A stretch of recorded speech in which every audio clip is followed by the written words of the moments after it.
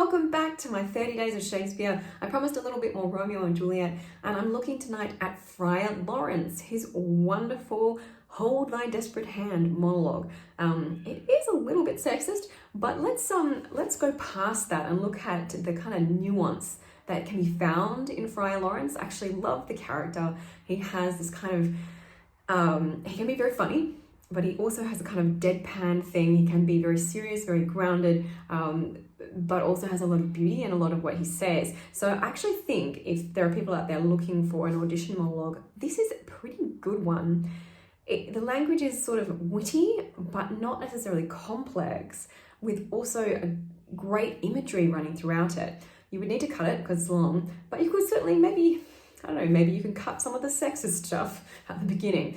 I don't know. Let's have a reading, and I'll try not to rush it too much because he is pretty, he goes in hard. It's a half line at the start, which of course we all know means he's jumping in on the line before.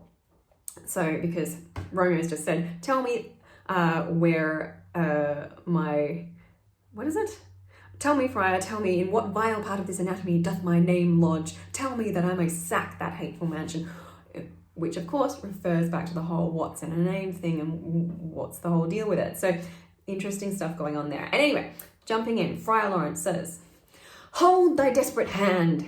Art thou a man? Thy form cries out thou art. Thy tears are womanish. Thy wild acts denote the unreasonable fury of a beast. Unseemly woman in a seeming man, or ill-beseeming beast in seeming both. Thou hast amazed me. By my holy order, I thought thy disposition better tempered. Hast thou slain Tybalt? Wilt thou slay thyself and slay thy lady that in thy life lives, by doing damned hate upon thyself? Why railst thou on thy birth, the heavens and earth, since birth and heaven and earth all three do meet in thee at once, which thou at once would lose? Fie, thou shamest thy shape, thy love, thy wit, which like a usurer bounced in all, and usest none in that true use indeed, which should bedeck thy shape, thy love, thy wit. Thy noble shape is but a form of wax, digressing from the valour of a man. Thy dear love sworn but hollow perjury, killing that love which thou hast vowed to cherish. Thy wit, that ornament to shape and love misshapen in the conduct of them both. Like powder in a skilless soldier's flask is set afire by thine own ignorance, and thou disremembered with thine own defence. What? Rouse thee, man, thy Juliet is alive, for whose dear sake thou wast but lately dead. There art thou happy. Tybalt would kill thee, but thou slewest Tybalt. There art thou happy too. The law that threatened death becomes thy friend and turns it to exile. There art thou happy. A pack of blessings light upon thy back. Happiness courts thee in her best array, but like a misbehaved and sullen wench, thou pouts upon thy fortune and thy love.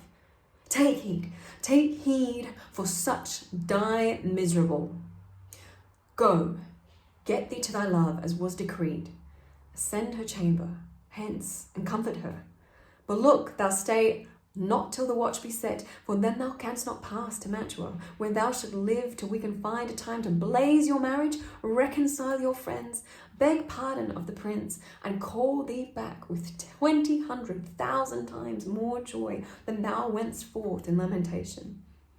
Go before, nurse, commend me to thy lady, and bid her hasten all hearts to bed, which heavy sorrow makes them apt unto.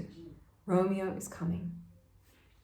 And I love the nurse's response. Notice at the end of that, there is nothing. Even though Romeo is coming is not a full line, there's a gap. And which I think it sort of gives a moment for everyone to sort of soak up the power and the wisdom and everything of he's just kind of slapped some sense into Romeo. And everyone just kind of goes, okay. And the nurse is fanning herself and going, oh my goodness, this friar, woohoo. Oh Lord, I could have stayed here all the night to hear good counsel. Oh, what learning is. Anyway, so a lot in there. It is a really massive one. Lovely imagery. But yeah, difficult to, you can't remove the sexism from that. Unfortunately, it's just of its time. So I wouldn't take it too seriously because it's not really, it's not really demeaning women. I don't think in the way it is. What he's saying is more that you are not behaving like yourself, and you're not behaving like a strong person. I personally, sorry if I'm letting down the feminists out there, but I personally wouldn't really take that one too much to heart. Plenty to work with there, and I'd love your thoughts if you're someone that's experienced and you have thoughts on Friar Laurence and all he offers, particularly to actors. I would love to hear them. So drop them in the comments, and otherwise I will see you guys in the next video.